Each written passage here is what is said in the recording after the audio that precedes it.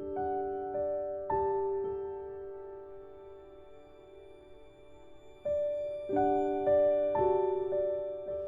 right, so we talked to that voice. One thing that you might note is that as you start talking with and being with these voices, that they start out almost perhaps infantile, very small, very like a young child perhaps. And then as you allow them to speak and breathe, it's almost as if they can start maturing, because when they breathe and the whole body is in contact, it's if it can make the links and start understanding what's happening. Like a little kid suddenly recognizing, oh, there's a bigger picture. Like, I have brothers and sisters, and this is why I get fed at this time, and this is why I have a crib here, or that's what I'm supposed to do, or I think I'm supposed to do. So the maturing of it starts helping the integration of the whole as far as that's concerned. So let's continue on with the voice of shame, and we're just going to ask it some questions and see how this goes. Can I please speak to the voice of shame? Yes, here I am. Excellent, shame. What voice am I speaking to? You're speaking to shame. Shame, huh? Shame, tell me about yourself. What is your job as shame? I shame. That's what I do. I shame. Gwen doesn't like it, but I think she's starting to see some of the benefits that I can be for her. And perhaps I'm feeling a little more honored, even though I think I surround pain and suffering within her and her body. Oh, really? So you surround pain and suffering in her body. How can that be beneficial to Gwen? How is she starting to see that you are benefiting her? Well, she's telling me that when she notices me, it means that perhaps some of her actions or reality aren't living up to how she wants to live. That it gives her an opportunity to see perhaps that she's not in full alignment with what she wants to be. And I give her an opportunity to see that within herself. Like, I can be a part of awareness surrounding that. And that she's given me permission to let her know when she's stopped paying attention to things that are important and is causing pain and suffering to those around her and herself. And I also can help her recognize that when she thinks she has figured something out and she's got it handled, that maybe she doesn't. I think I'm acting a little differently now, but I'm learning and seeing how pervasive I am, or actually Gwen is, or someone else is, whatever this consciousness is that I get to stay with and be with. Oh, interesting. So even you as shame are starting to feel like you don't know quite how you're housed or what you are. No, sometimes I don't. But I'm still here. I'm still here as shame. And I'm still doing what I'm called to do, which is to shame.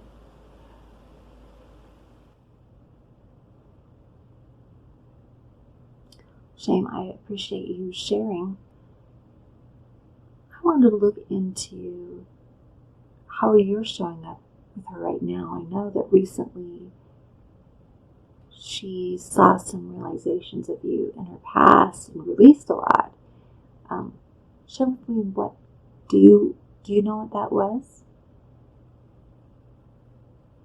Do you know what that was surrounding? Ah, yes. Well, it seems to me, and this is what's being shared with me now. I really like knowing these things because it helps me have more confidence in myself and see how I work. Because right now I'm seeing that I seem to show up around expectation and her expectation of what she should know and her grasping, feeling like she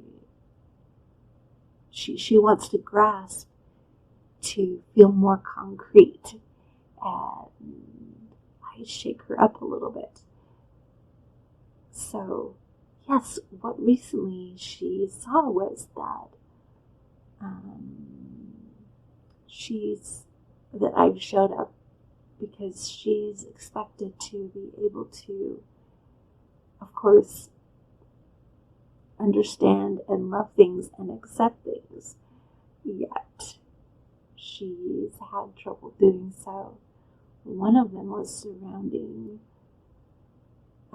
the pattern or other voice of confusion and suffering, and she was scared. As a child, she experienced those sensations a lot through her father feeling them and feeling like he wasn't living up to what he should be doing, and he was under a lot of stress and strain, and she felt very vulnerable and didn't like feeling vulnerable, and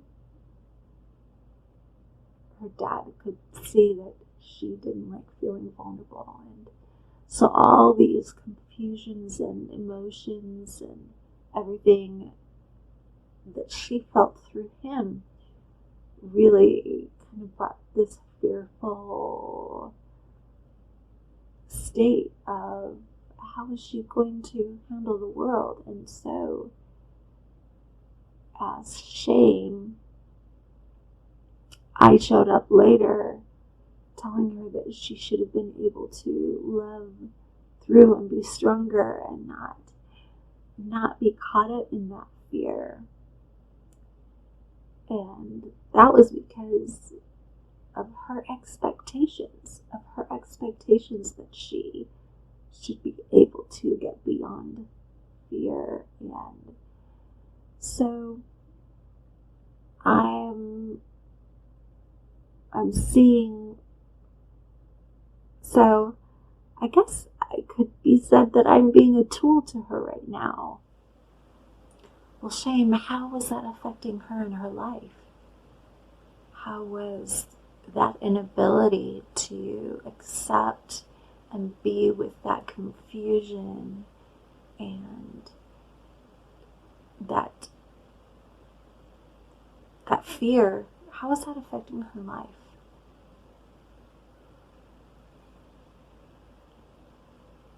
As shame, part of me doesn't know, but I feel like I'm actually beyond shame right now. I feel like some kind of consciousness is speaking through me as this form, and I get to have the name shame. But there's this sense that Gwen is telling me that Gwen hasn't been able to show up for people who are confused and in pain, and herself who's confused and in pain. And it's made her stuck for very long amounts of time in that, because she hasn't been willing to love that and just be with it. And then things can move forward and be figured out. But because of her resistance to that, she hasn't been able to show up for other people and herself when she is confused and things don't make sense, and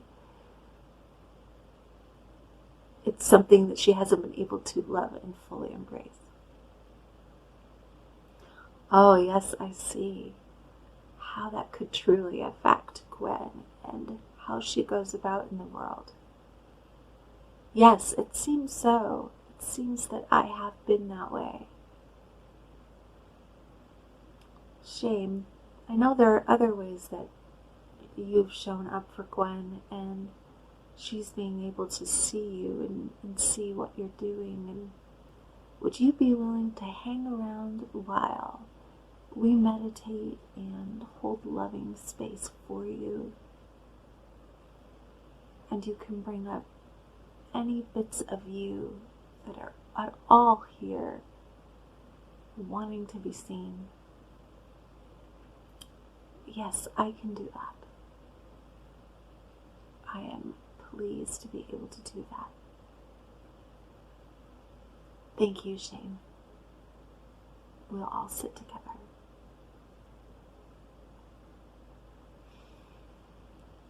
All right, so that was an example. That was an example of me facilitating a process to get to speak as shame, to get to know how shame is playing out in Gwen's life. And now what would be appropriate is to sit and meditate around things that might come up with shame, being able to hold it in a loving manner.